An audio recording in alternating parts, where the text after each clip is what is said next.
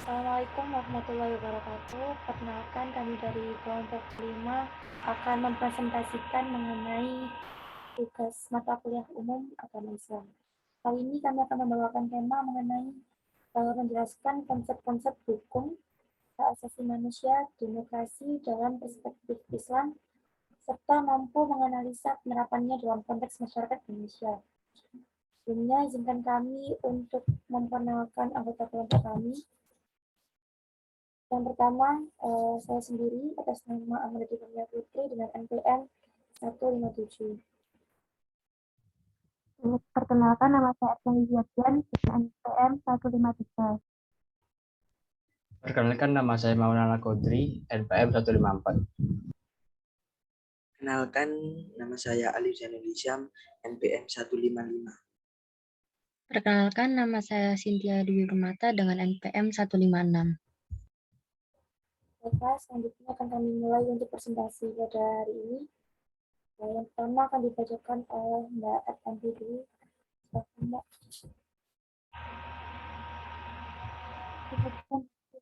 Nah, hukum secara etimologi berarti mencegah, yaitu mencegah suatu ketidakadilan atau mencegah suatu demi jalan yang bijaksana. Usul fikih mendefinisikan hukum sebagai ketetapan Allah tentang perbuatan umat mukhalafah berupa permintaan, keputusan atau larangan. Sedangkan akibat yang dikehendaki oleh ketetapan Allah dari perbuatan manusia adalah wajib, haram, dan mubah. Selanjutnya, hukum antara keadilan dan kemanusiaan. Hukum kodrat keadilan memiliki beberapa variasi penerapannya, sebagaimana dijelaskan oleh Mundawah Al-Mutahari bahwa ada 4 pengertian dasar keadilan dan kemanusiaan.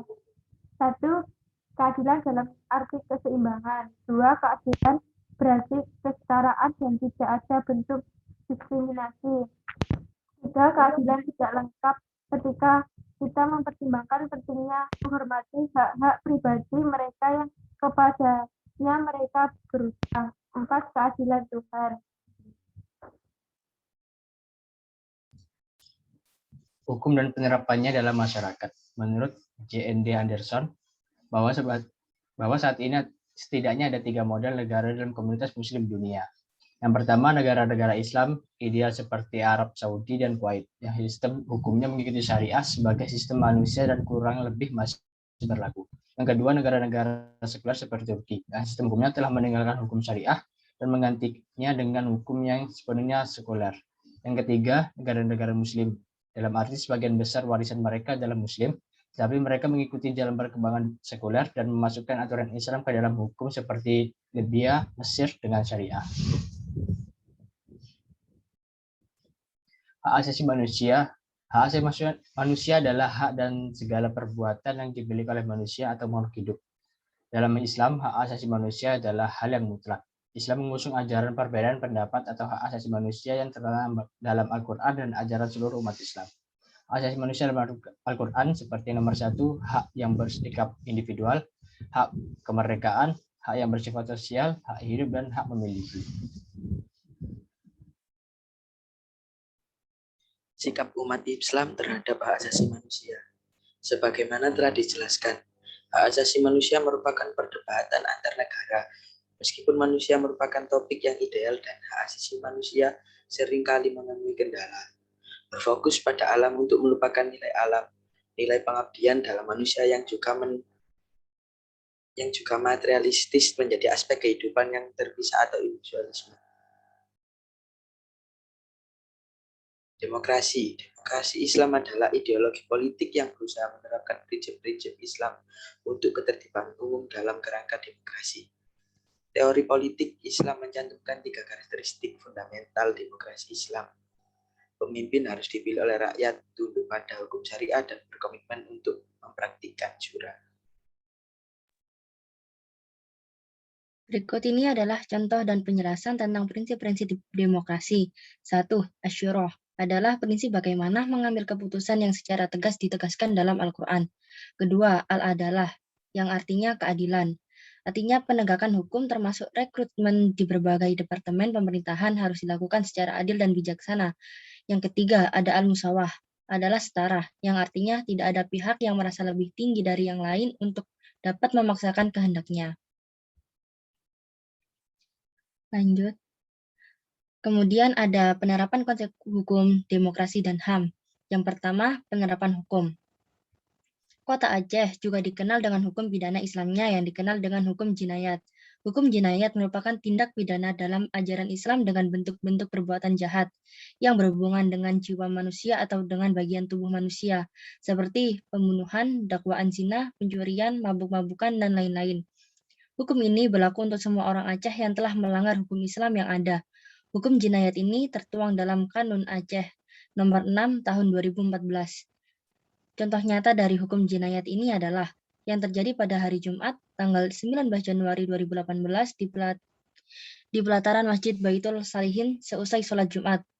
10 terpidana pelanggar hukum jinayat ini melakukan pemukulan dengan keterangan dari 2 orang wanita yang telah melanggar syariat Islam dengan melakukan zina dan judi. Selain itu, sisanya ada 8 orang dengan rincian kasus penyalahgunaan alkohol dan perjudian yang berbeda. Selanjutnya ini penerapan demokrasi. Indonesia dikenal sebagai negara demokrasi. Dengan demikian, bentuk penerapan demokrasi dalam perspektif Islam di masyarakat dapat dilihat dengan cara yang berbeda, yaitu yang pertama, ada sidang isbat. Sidang isbat adalah satu proses seperti penemuan bukti syar'i di hadapan majelis hakim terhadap menentukan kebenaran peristiwa. Biasanya digunakan untuk menandai awal Ramadan dan Syawal dengan melihat bulan sabit. Yang kedua, yakni pemilihan pemimpin. Dalam pemilihan presiden ini, kita bisa melihat bentuk demokrasi dalam pemilihan PBNU, pemilihan PP Muhammadiyah, dan sebagainya. Hal ini juga sering kita temukan dalam demokrasi di masyarakat. Selanjutnya, yakni ada contoh penerapan hak asasi manusia. Penerapan hak asasi manusia tersebut dijelaskan dalam Al-Quran, Surah Al-A'raf ayat 7, dan dalam Al-Quran, Surah Al-Isra ayat 17. Dalam hal ini, implementasi hak asasi manusia dalam masyarakat dapat dilihat dari beberapa hal, yaitu yang pertama, hak asasi manusia yang bersifat individual dalam masyarakat Indonesia dapat dilihat dari kebebasan setiap masyarakat untuk memilih agama atau keyakinannya. Keberagaman agama juga dideklarasikan dan dijamin oleh Allah SWT dalam Al-Quran Surat Al-Kahfi ayat 18. Yang kedua, yakni ada hak untuk merdeka dapat dilihat pada sila kedua Pancasila yang menjelaskan tentang kemanusiaan. Dalam hal ini, karena pelakon masing-masing individu diakui orang-orang yang posisinya lebih rendah dari mereka. Hal ini dapat dilihat dalam Al-Quran Surah Al-Isra ayat 7. Yang terakhir, yakni hak-hak sosial manusia dapat dilihat ketika seseorang menghindari pelanggaran yang digariskan oleh Allah SWT. Contoh penerapannya di Indonesia adalah pelanggaran pembunuhan karena dapat melanggar hak hidup seseorang. Baiklah, terima kasih. Sekian presentasi dari kelompok kami. Apabila ada yang ditanyakan, mungkin teman-teman bisa komen di YouTube atau bisa melalui WA. Terima kasih. Sekian dari kelompok kami. Wassalamualaikum warahmatullahi wabarakatuh.